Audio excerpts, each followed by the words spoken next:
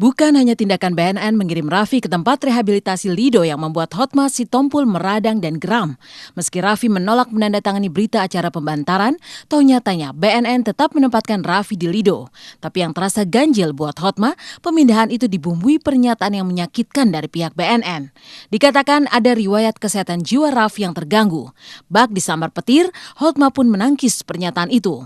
Dr. Kusman pun ia tantang untuk kembali membaca buku-buku ilmu kedokteran agar di kemudian hari tidak lagi bicara sembarangan. Bilangnya begini nih, bilangnya Dr. Kusman. Waktu ditahan, Raffi gelisah, tapi tidak sampai stres dan tidak sampai diare.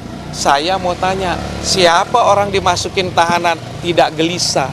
Nah, yang nama narkoba ini secara fisik mungkin nggak kelihatan, bahkan sehat ya.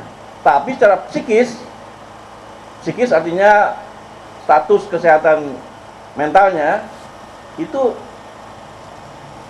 pasti ada. Jadi nggak mungkin nggak ada. Kalau ada orang yang bilang pecandu narkoba itu nggak ada gangguan kesehatan jiwa tuh nggak mungkin. Pasti ada. Saya balikkan pertanyaannya. Kalau Anda sehat, dimasukin kemari, terganggu nggak? Saya ulangi nih, mana itu keterangan dari Dr. Kusman yang saya ulangi? Dr. Kusman sekolah lagi atau baca-baca buku ilmu kedokteran supaya tidak ngomong sembarangan. Saya aja orang normal juga pasti ada, tapi ringan, ya ringan. Ringan tuh jenisnya apa? Misalnya kecemasan atau depresi juga. Bukan hanya pernyataan Deputi Rehab BNN yang menyulut kegeraman Hotma, pernyataan Humas BNN pun seperti mengipas bara.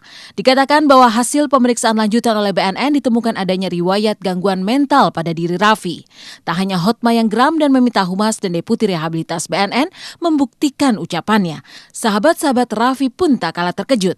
Mereka menyanggah vonis BNN itu, berdasarkan apa yang mereka alami selama bekerja dengan Raffi. Tak heran kalau Hotma Sitompul, kuasa hukum Raffi, minta BNN untuk menunjukkan bukti tertulis hasil pemeriksaan medis terhadap Raffi. Hasil asesmen Badan Narkotika Nasional, tim asesmen Badan Narkotika Nasional adalah ditemukan adanya riwayat gangguan mental dan perilaku,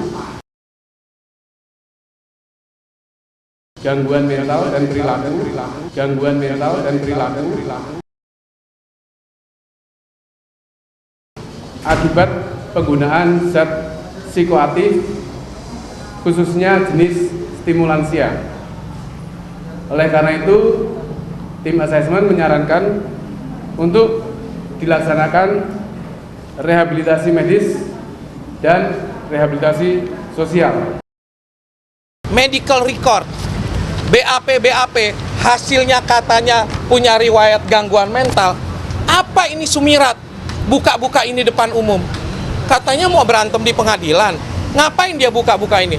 Dia tahu bahwa dia melakukan kelemahan. Dia buka-buka yang nggak perlu.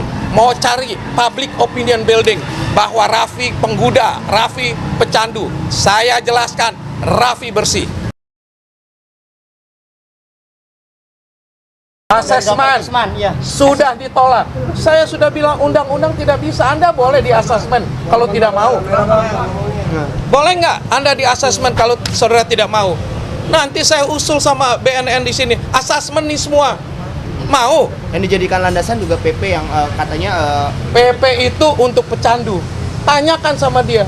Ada nggak orang bilang Raffi itu pencandu? Nggak ada. Secara gangguan mental itu hampir semuanya gangguan mental. Variasinya sangat luas banget. Dari yang ringan karena nggak bisa tidur, sampai mendengar suara-suara, sampai buka-buka baju tengah jalan.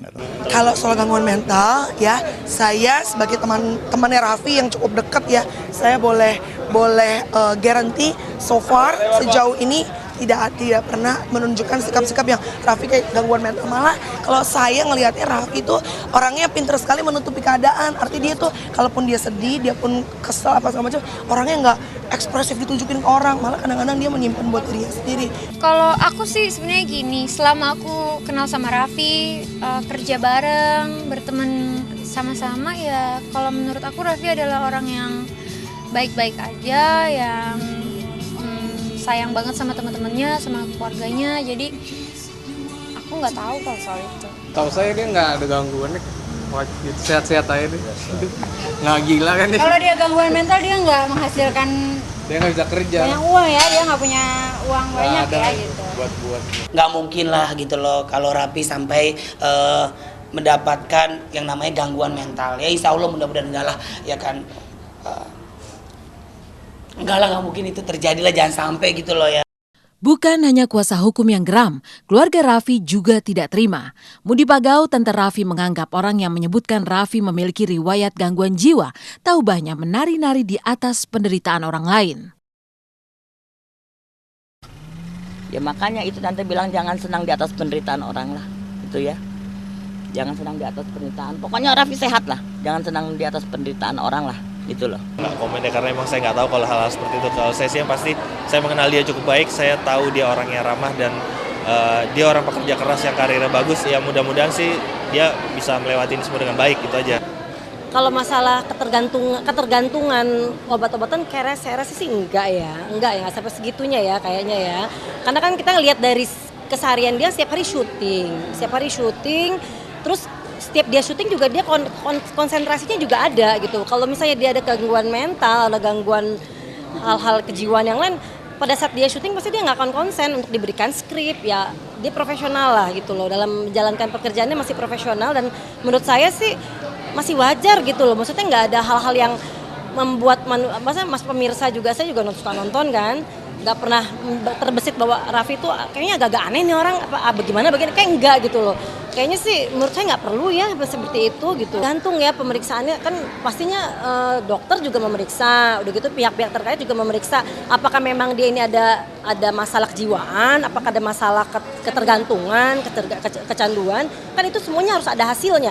Masa orang sehat di rehab ya yang ada yang jadi gila beneran gitu kan, yang enggak lah. Maksudnya kan itu kan ada hasilnya semua, kan harus lewat tes dulu gitu, nggak sembarangan main rehab aja kan. Ketika menemui Raffi di Lido kemarin, Mudi melihat kondisi keponakannya itu baik-baik saja. Hari-harinya diisi dengan olahraga. Bahkan ketika berpelukan dan Mudi menangis, Raffi menghiburnya dan berpesan agar siapapun yang menjenguknya tidak lagi menangis.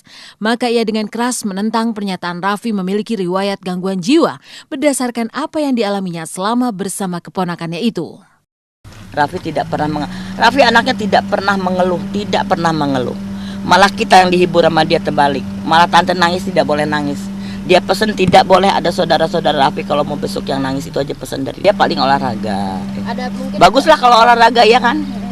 Baguslah buat kesehatan dia. Kado juga berdatangannya ke rumah tante waktu dia ulang tahun. Bahkan ada satu kado yang terakhir baru kita terima tuh di dalam kadonya. Boleh tante mungkin baru kita terima kadonya. Boleh bawa apa-apa. Karena kita tidak boleh bawa apa-apa aja, kita ambil lagi. Itu terakhir loh. Baru 2 hari yang lalu. Kita cuma liatin aja, kasih tahu ya karena amanat. Ya amanat ya. Dari mana biar tuh dia? Kan nggak boleh di. Oh dari Klaten, dari Samarinda nih kadonya. Dari Klaten, dari Samarinda. Alamatnya ke tante. Buat Raffi. Diserahkan ya ke Raffi hari ini. Tadinya kita serahin karena nggak boleh. Bawa aja ke rumah. Yang pasti kita seneng. Raffi selalu zikir, sembahyang, itu yang kita seneng. Saat ini, Raffi memang tengah diuji dengan kasus yang membelitnya. Hal itu membuatnya makin rajin beribadah. Di tengah ujian yang menderanya, Raffi justru semakin dicintai. Dia terus mendapat dukungan dari Wanda Hamidah yang selalu hadir di setiap momen Raffi butuh pendamping. Mulai dari saat penggerbekan hingga mengantar ke Lido, Wanda ada di samping Raffi. Benarkah Wanda memang pengganti Yuni Syara? Saksikan hanya di Intens di segmen berikutnya.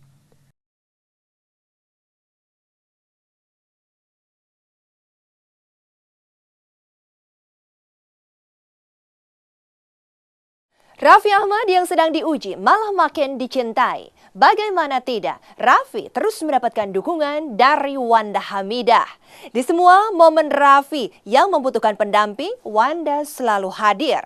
Mulai dari saat penggerbekan di rumahnya, merayakan ulang tahun, hingga sampai saat dipindahkan ke Lido, Wanda selalu ada. Benarkah Raffi pun sudah dekat dengan keluarga Wanda? Apakah benar Wanda merupakan pengganti Yuni Syara?